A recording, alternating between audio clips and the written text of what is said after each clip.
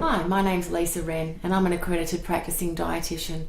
This is the fourth in a series of videos as we talk about if you're not dieting and you're choosing to make the decision to eat healthily to help maintain your weight or to help lose weight, what are the things that you can do?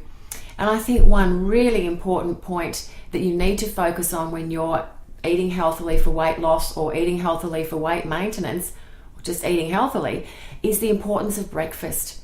So we know, and you would have heard it before, but we know that people who eat breakfast have a much better chance of achieving all the nutrients that they need for the day. I also think it's a great opportunity to get your dietary fibre in, because breakfast cereals are a great source of dietary fibre, and this is good for not only helping your stomach feel comfortable and great for regularity, but it's also good for health.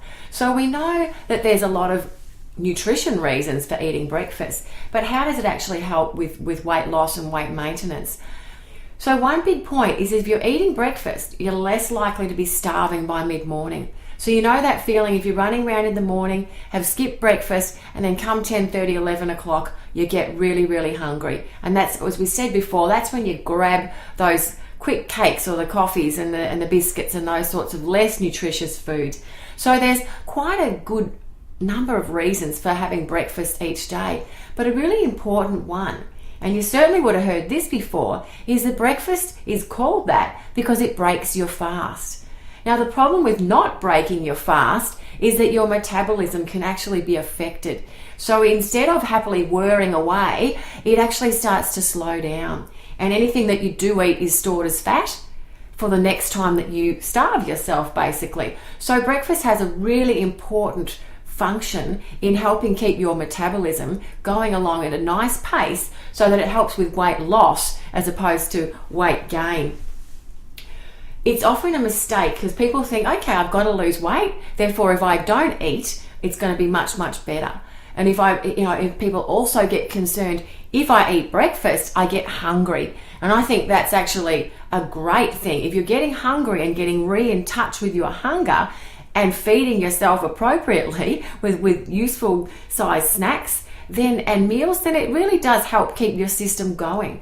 But again, if we think about skipping breakfast, and you may have been able to do it through your 20s and your weight was fine, but come your 30s and 40s, all of a sudden the whole idea of skipping breakfast is not working for your body and you're gaining weight. And people often get quite shocked. Hang on, I've done this my whole life and it's been fine, but all of a sudden. So this skipping breakfast does catch up with you. So I think that it's a really important thing if you're looking at eating well, particularly for weight loss, that you start to include a breakfast each day. So what if you're not hungry for breakfast? And that is certainly something that I hear a lot of. And one person I either read or heard once that if you're not hungry for breakfast, you've overeaten the night before. I thought that was an interesting one, but I know for myself that sometimes if I have a slightly lighter meal the night before, I am hungry for breakfast. And other times I'm not hungry for breakfast. So I do think there's something in that. If you're eating later at night, you're less likely to be hungry for breakfast. So that sort of triggers on to looking at your portion sizes, which we'll talk about in a later video. So if you're thinking about breakfast and thinking, okay, well, I've got to eat breakfast, it's best to have within about 1 hour of waking.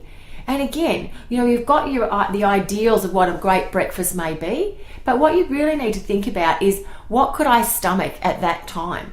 Because if you don't think you could get a bowl of cereal in, because it literally just wouldn't stay down, then it perhaps is a good idea to start introducing a liquid breakfast. So if you're making yourself a smoothie or something like that, or even a milk coffee, so making your coffee with all milk instead of the water and milk on the top. So this can at least be starting to give your stomach and your body some nutrients to start the day with. So that's an important thing. What could you eat in order to help that kick your metabolism off and be having a breakfast?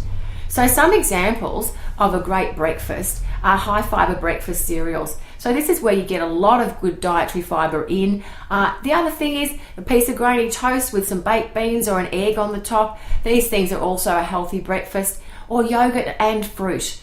So fruit alone is probably not enough, but yogurt and fruit is probably an important thing. Just something that you put together that's quick and easy. Doesn't have to be amazing.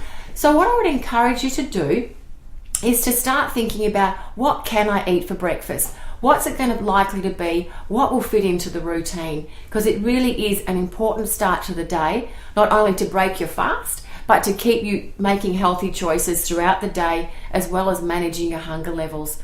So think about it. What will you eat for breakfast tomorrow? Thanks for listening, and I look forward to talking to you again.